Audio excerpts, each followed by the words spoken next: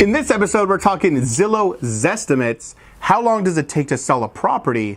And why would a sheriff come and pick you up and throw you out of your house?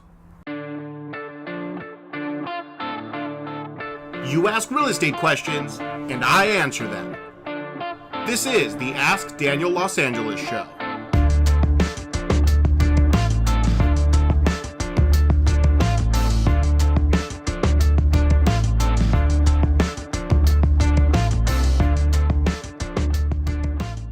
Hey everybody, this is Daniel Madariaga, and this is episode number 8. Katrina and Phil ask, hey Daniel Los Angeles, how long does selling a house usually take?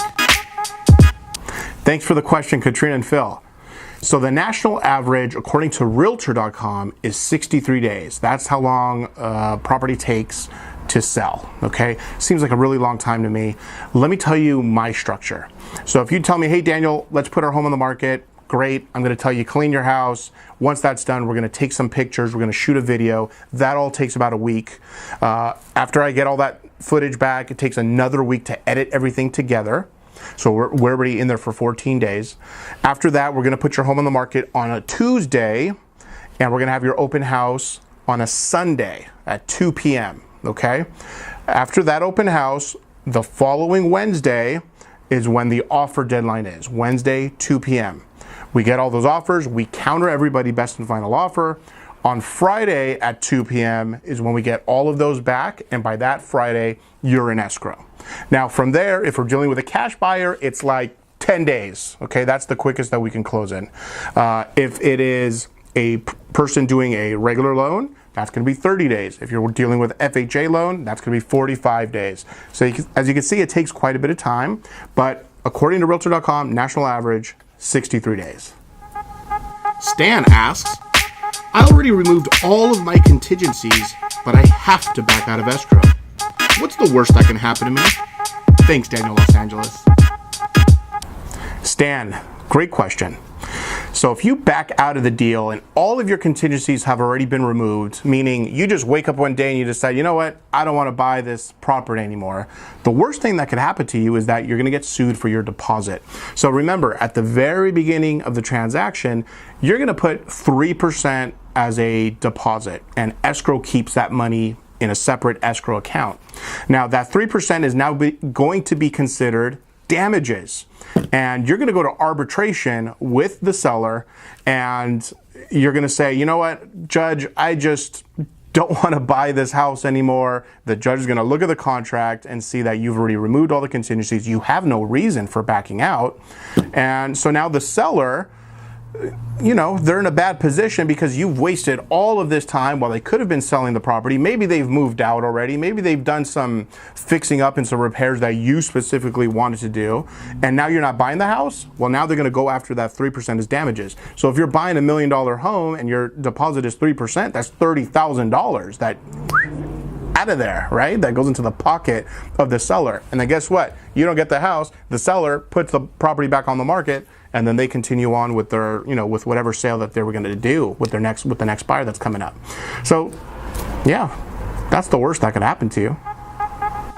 Jason asks, Daniel Los Angeles, what's the difference between a short sale and a foreclosure?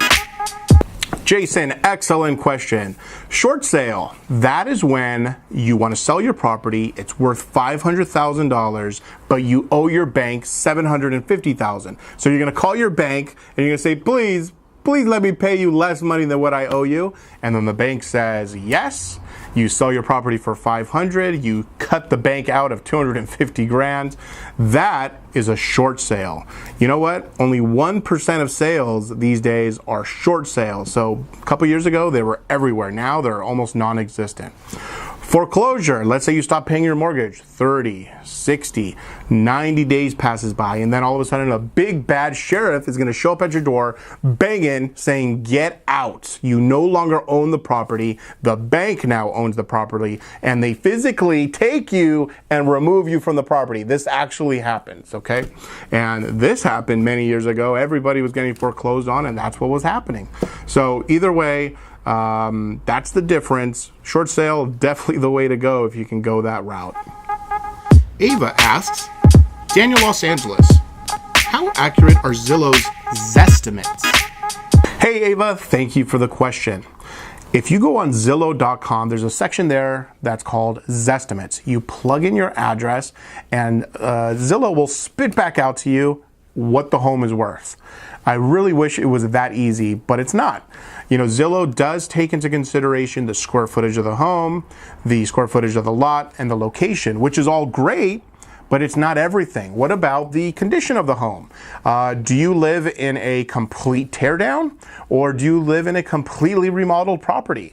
That's huge. That's a huge, big deal that you need to consider when finding out the value of your home. So Zestimates are okay, but they're not everything. You need to get a realtor out to your property to do a walkthrough of the space and go back to the office, do hours and hours and hours of research comparing what has sold in the vicinity within the last 6 months, and you compare from what you just saw doing a walkthrough, compare it to what you're seeing, what has been selling in the neighborhood.